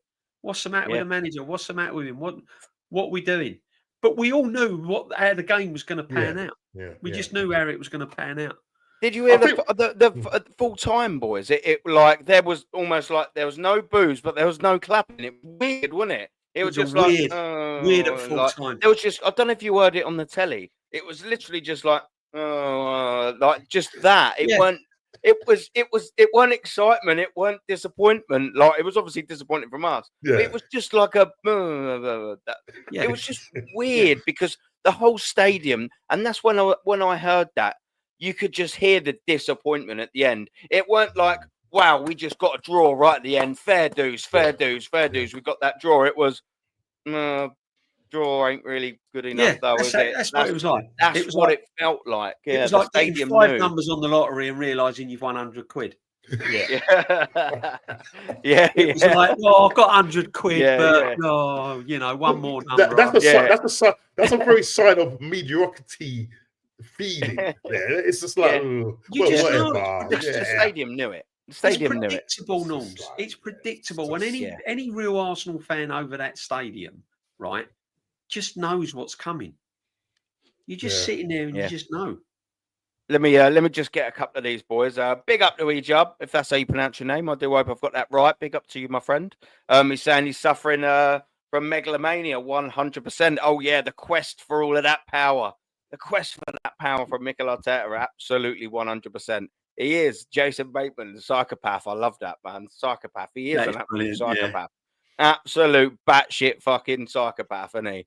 But big up to you, man. And of course, we got Liverpool fan. Big up Saints. I've seen you in here a few times. And I mean, we are making it quite easy for you, just like we both did. Us and Manchester City last year. And you're saying, thanks, Arteta, for the draw. Making title number 21 that bit easier. Yeah, and I'll tell you what, come Sunday, if you do your job on Saturday, of course, and I mean, you could be running away with it again, because last season, you boys, Liverpool, you started getting that ball rolling around this time, and then you just never look back. But I do want to get this one out as well. Hold on one sec. We'll get this one from Dazzo. It's just coming in, and we're going to go to comrades. So big up to Sully as well. Our Dazza, we love a bit of Darren. Trossard rotation is something you do in March. Yep. Facts, not September. Facts. Arteta coming in. That was the day this club died. 100%. Like it's rotten now. It's rotten. People think it's the most blossoming fucking flower they've ever seen in their life. Smells of roses, but it don't. It's shit. It's crap. We've been dying for a very, very, very long time, Darren, and I know you get frustrated because we speak offline about it, and I don't blame you for it. It's fucking atrocious, mate. It's nowhere near good enough, is it? Like, and you're right. The Trossard thing, the rotation. I mean, what are we doing here? The last time he decided, like I said, in March to rotate him, he rotated him out, and we lost it was one of the reasons why we lost the league, because he rushed back at Gabriel Jesus after he got about 2 player of the months on the trot. Come off it, man. He was scoring and assisting for absolute fun, and Mikel Arteta thought, you know what, we'll take you out. Yeah. It's just absolute ridiculous. But I did want to get this one in. But big up to you, Dazza, man. Come on. Comrade has jumped in, and it's been sat here for a little bit, but I wanted to say this around sort of about now, because it sort of ties off nicely to make the point after we've said about the Newcastle game. And this is something we've all said as well. And Comrade, you're absolutely right. Big up to you, bruv. The club has spent over £1 billion. Facts. For Arteta to learn on the job. Facts. And cut loose players for free. Facts. That he didn't want. Facts. And now the question's obviously coming in. And we'll go round to Shane. We'll go to DJB. We'll go to Normski. Do you guys think the end is near? This is one of the questions, because we all hope the end is near, but do we think the end is near? And I'll tell you what we'll do. We'll ask this assuming that Liverpool go at least 7 points or 8 points clear on Sunday. If that happens, if we draw, or if Liverpool win and we draw or lose to Newcastle, because I think that's a fair thing to say, being 7 or 8 points behind on the weekend. Do you think the end will be near if we're 7 or 8 points behind come the end of September? No. I think it'll take a bit more. Do you know what it will be? What more, Shane? What more? I've often said this. I've often said that when it happens, it'll go from not really believing it to a 2 or 3 day period where it just falls apart, as in a player says something, a board member says something, or it goes a bit public and it just snowballs, or he'll say something silly in a press conference. It was just on the thing that Conrad put in there about him learning on the job, man. I'll be covering this tomorrow, and I don't normally watch them before I do my show in the morning, but it just came up on my feed. Semi-you talking about Arteta, right? And it was a short, and I don't normally watch them beforehand because I want to get my reaction, but I ended up pressing play on it. But my God, just about him learning on the job. He was saying this with chest about Arteta. Semi-you? Yeah, he was saying but he was saying that, oh well, we have to have a bit of patience, because I think that I'm paraphrasing, but I think that Arteta's he's still learning how to rotate, and if you don't know how to rotate, you're going to play players on form. So Merino scored a hat-trick for Spain, so he's playing him on form. And Trossard played really well against Bilbao, so he played him on form. Maybe when he gets to learn how to rotate, then we'll see a bit more of it. 6 years in the fucking job, mate. And there's nothing to learn about rotation. It's in the name. Just look it up in the dictionary. Google rotation, right? It'll say to move things out and put something else in, and to make sure it stays fresh, right? That's rotation, basically. That's what rotation is. But he is saying it and he's deadly serious saying it. And this guy is the most corporate shill of all. This is the guy that said, "Oh, maybe Arsenal shouldn't have played Saliba against Liverpool." But anyway, I digress. It's going to take an unmitigated disaster, I think. But as I said to people last week, if we get a point or 0 points out of the next 2 games, just think of how different the temperature will be. Yeah. But when you see, like when DJB goes on TalkSport and the pundits sort of like, oh, but he has at least till the end of the season, and it's like, fucking hell, man. But it can change quickly. People's minds. Troy Deeney's saying shit now, and Roy Keane's saying shit. And if we go 9 points behind, and then the table will look a lot worse if all the teams around us win, or 3 or 4 of them do, and we're down to 6th, and then we slip up then against one of the so-called smaller teams, just one of them. It'll change. Lose a Champions League game, go out of the League Cup. All these things could very easily happen because we have a shit manager. So we know we have a shit manager, so it can very easily happen. But is the end near? No, I think it's going to take a lot more for that to happen. A lot more. But yeah, he will be gone by the end of the season, I think. You reckon? But I don't know if it'll be before then. Yeah, I'm intrigued to hear what your sort of thing is. Do you reckon, should we go 7 or 8 points behind come the end of September, i.e. next week? When do you think the end's going to be for him? Do you think there's going to be an end for him this season? I think I think there's What do you think it will take? well, Josh Kroenke and Berta, I think they've got their finger on the trigger. Really, I think they're just monitoring it. I think they've invested a lot of money especially this summer, and I think Josh, over the course of his tenure, has invested a lot of money. And I said this before. At first, yeah, Josh probably just wanted security. He just wanted an established team. He wanted the team competing, and he wanted the team in the Champions League on a regular basis, because that's what he's paid the money for, and he's got that. But now, after this summer, he wants the next level. He wants the next level now. So the Champions League was his first priority. Establishment, competing was his priority. All them boxes are ticked now. There's one box that ain't ticked, and that's major honours. That's a major trophy, and that hasn't been won yet. So what they'll do is they won't strike straight away if we go 7-8 points clear of Liverpool, because it's still relatively early in the season and Liverpool could drop off. You know, football does that. But come Christmas time, January time, February time, when you'll get into the back end of the season, and the games then mean a lot more, and there's a lot more on them. If we are then 8-9 points off the top come January time, end of January, they might be thinking it and going, right, the season's gone. That's now gone. We're going into February. We're 9 points behind. The season's gone. I'm not really interested in the domestic cups. And if there's a manager circling, if there's a Zidane that you can prize to the UK, if there's someone with the qualifications and the CV that's out of a job, they might just strike then. They might get him in before the season ends. They could do. I very much doubt it. They'll probably wait till the end of the season, but they could round about January, February, depending on where we are in the Champions League and the Premiership. But Kenny did make a good point, and he said they won't, if we're in the Champions League and we're in the knockout phases of that, it would be silly then to perhaps change the manager at that point. So it'll probably be the end of the season. By hook or by crook, it'll be the end of the season. The only outside thing that might change him, if he does win if he does win the FA Cup and he has a good run in the Champions League, it might give him another year. But I think the end is very, very close. But I don't think it'll be September, October time. Yeah. Do you know what I will say? It's before Naughty jumps in. It's one of them things with changing the manager, though, isn't it? I totally get the point. You know, it might not work out, but I mean, look at what Chelsea done the last time they sacked their manager.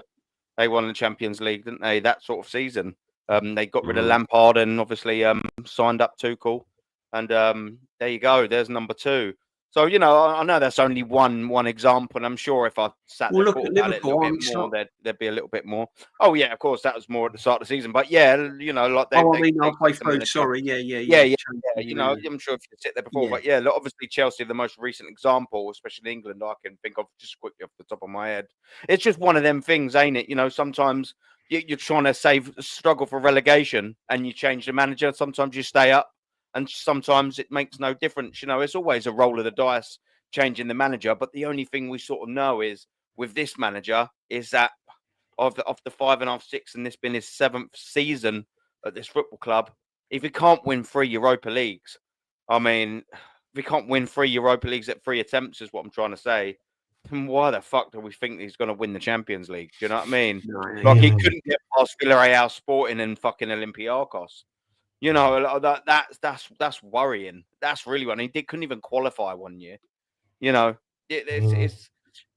I would personally obviously roll the dice, but I see Kenny's point. You know what I mean? I totally understand and appreciate it. It's like I would roll the dice and just see. Do you know what? Maybe someone else can come in and just If he was to get into the knockout stages, Mikel Arteta, and someone else comes in. Whoever that may be, let's just say, for argument's sake and namesake, it was a Simeone. For whatever reason, hypothetical, Simeone comes in. All of a sudden, if we're still in the Champions League, i.e., you know, the knockout rounds, maybe we'll be out the league or whatever, but we're still in the FA Cup, let's just say, because that obviously starts in January. I'll probably be reasonably confident, not of winning the Champions League, but of, maybe being able to do something in it. Whereas under this manager, I'm not. I'm sat there and I'm just thinking, maybe we will get a nice, easy draw in the last 16. And then when the good teams start filtering in, then it's like, if we face, it's more hope than expectation. Whereas with a manager, like a Simeone, I probably would go into a tough one of them and go, we've got a manager that knows how to win these games. Yeah. We've got a manager that can go away from home. And I know some people might say Arteta can do that, which is whatever. But when the pressure was on, he got rolled over by PSG, home and away. When the pressure was on in them semi-finals, he got rolled over by Newcastle, home and away. Simeone, we've seen him get rolled over before, but we've also seen him go to them big rounds and get big results in big competitions. We get to see that with Mikel Arteta. The thing is, I think the thing is that we're giving this false hope, and when you get people chucking out stats, that AFTV chucking out stats that he's in the group of the managers that have had the most amount of points, 89 points. See, the difference is with the other 8 or 9 managers that he was listed with, is that big up Jez, is that they've all got over the line. That's the thing is. And for me, if you want a manager that has got teams over the line, this guy's never got. All right, people are going to turn around and go, the FA Cup, but that was with Emery's team, So I'm going back there. I want a manager that's going to get this team over the line. He's the man before the man. This whole thing of coming and learning on the job, getting paid 15.6 million. Josh. Is sitting down here and thinking, you know what, I'm gonna take the not say the power from his dad, but he's like, no, let me now start looking after affairs now. He's obviously sat down with Josh with what's his name, Berta, and I'm sure Berta has got a few names ready to just make that dial that number and say that these guys are ready to come in, because he's now given the tools now to do the job. And as I said, unfortunately, at the moment, currently, he's failing. He's failing, and he's feeling the pressure. Now, the question is, you saying about would he? You didn't ask the question, would he walk? I don't think he would walk, because 15.6 million, you're not going to chuck away 15.6 million. Like you wouldn't, I wouldn't. But it's going to take a lot of pressure from. The pressure is going to mount, should I say, from the fan base if he starts to really capitulate. And you look back to those seasons when he first came in, and he's breaking all sorts of bad records, but somehow we got through it. We're now 6 years into his tenure. We've had three crack at it, coming second 3 times in a row, regressing at the same time as well. We're into this next season where you're going into there and he's doing exactly the same thing. At some point, the fan base is those top fans are gonna start. I mean, we know already, but those top fans are gonna go, bro, this is not looking good. So when they start to turn and the pressure is turned up, the heat is starting to turn up. It's gonna be one of 2 things: is that once the media starts, once the media moves away from you and starts chucking everything you, that's where the pressure is gonna mount. I think the pressure from the media means that he has the pressure, and he can't work under pressure. He tends to fall and drop. And I think come the end of the season, I've got to agree with Shane. I've got to do all of it. Basically, I think he will end up going in the season as opposed to in the middle of the season. It'd be good if we could get rid of him now and bring in somebody now, whilst the team, getting a top class manager whilst the team, but. At the moment, I don't think Josh yet is ready to pull the trigger, but they are talking in the background, and I think he knows it. But he's just so narcissistic about what he does. It's just like, well, I know the pressure is there because they're getting rid of all my support system, and the man is like, bro, if I got to go and do the old. That's what it could be, the old samurai stuff going on there. You know what I'm trying to say? You might have to get that old samurai sword out. It's going to be. So, Not go on, Noms. No, I'm just saying. I just think it's going to be the end of the season. If we are out of the Champions League, haven't won a major, the trigger will be pulled. I think they'll just turn around and say to him, look, rather than sack you, Yeah, we'll give you pay off your severance pay and everything. Thank you for your services. And Bert will say, right, go and get me a top class manager. Yeah. And yeah, that's it. Yeah. Other than that, it's going to take total capitulation, and I mean, Yeah. Yeah, we'd have to be in like 6th place come Christmas or something. you know, Yeah, that's yeah. got to Yeah. be What like happened, by the way? we've got to be 6th or 7th come Christmas. We've got to be struggling in the Champions League, Yeah. out of the Carabao Cup. Yeah. Do you know what, DJ? I think even if we're doing okay in the Champions League, if we're in like 6th, 7th place, but if we were 7th in the league and 3 points off Champions League and 15 off or 12 off the league, I think then the pressure would be different to anything that we've seen now. Yeah, I think it would be proper pressure. especially if we lose against Spurs and Yeah, exactly. Yeah, bad results. Which could easily happen as well. Like real bad results. If it's total capitulation, then I think that they will look at it. Definitely, that's the only way. Yeah, the It's fan that. base. Yeah. You ain't That can got happen like, quickly. you ain't got a Wenger situation where the fans turn against him, because you ain't going to have enough fans turn against him. No, which is disgusting, by the way. Which is about it. absolutely disgusting, because I wasn't one of those. I wasn't one of those fans that turned against Wenger. I've got to be honest. I knew he had his time. I knew the road had been run. Couldn't bring yourself to do it, DJ, is what you're saying. He couldn't bring himself to do it. I knew we needed a change, but I could not bring myself to, because that guy bought me some of the best football I've ever seen. Listen. On the planet. He changed our lives. He changed my life. He changed my life. Not even football at Arsenal. He bought some of the best football I've ever seen. Yeah, and I've seen a lot of football over the years, and some of that football that we were playing under Wenger. That 2002 to 2014 DJ will be up there with the Ajax team in the 70s, the Bayern team in the 70s. You'd be up there with them. Yeah, it's up there with the Ajax team in the 90s. It's up there with the Milan team. The United team in the 90s. It's up there with all of them. And on that basis, on that basis, and you know what he achieved at this football club, and he came as a pretty unknown entity. I couldn't jump on the bandwagon of really ripping into him. However, this guy Arteta, he ain't going to get that treatment that Wenger got. So it will literally be a results game business with this manager. It won't be the fans. There won't be enough of them. The culture of an Arsenal football fan now has changed. It's completely changed. Your Arsenal football fan, but your Arsenal football fan in today's day and age has completely changed.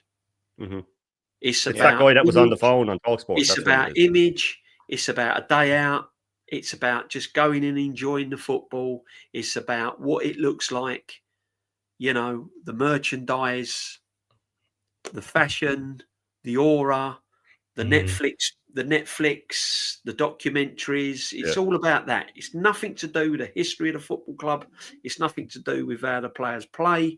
It's all about being part of the movement. That's what it's about.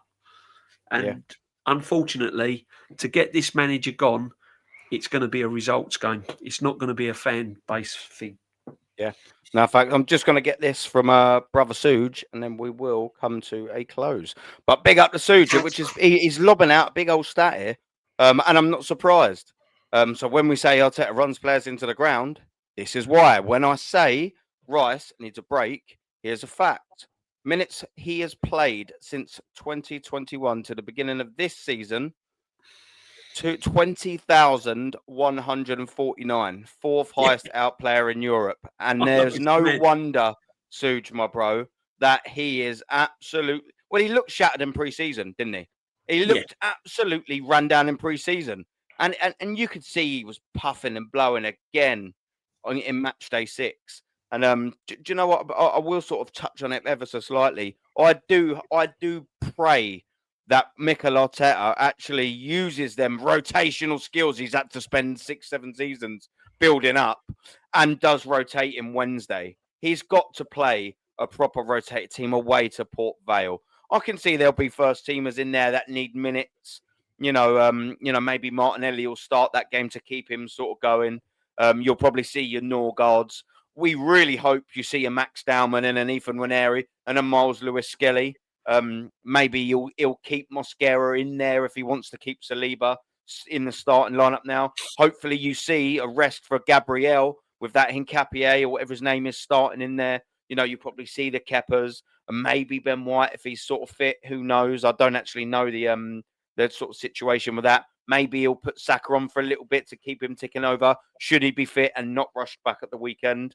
But we do absolutely hope he's got the decency, because we've seen that he hasn't got that, because we've seen that we carried on playing Rice and Gabriel 9-3 up at half-time against PSV last season. So surely, do you know what I mean? He kept him on for 90 minutes. So surely against Port Bloody Vale, we see some wholesale changes. Norgard. And yeah, that's it. You know, them sort of players, you can change a bit of formation. You even if you want to keep in the Marino, who you hope is going to be an impending drop, and just have a Marino and a Norgard and maybe an Odegaard in there to get fully fit, or maybe even start an Eze to get some minutes into him or something. But we do hope that there is going to be a heavily rotated squad. But look, listen, the chat. Every single one of you that's jumped in here from start to finish, whether you've jumped in, jumped out, you've just joined, been here for a little bit, whatever, man, you've been absolutely fantastic. You world-class so-and-sos, all the mods and the members, world class. Everyone that's donated, fucking double world class. I appreciate it, man. And of course, world class panel, man. We've got Shane, the absolute fridge freezer, to the right. We've got DJP, the absolute fridge freezer underneath, and another fucking fridge freezer to the left of him. And his name is Normski. We will wrap up there. Go over and raid 4'9" raid to our brother Northside. He's got a few of the panels on there. Go on, Norms. Yeah, just before you do go over and raid.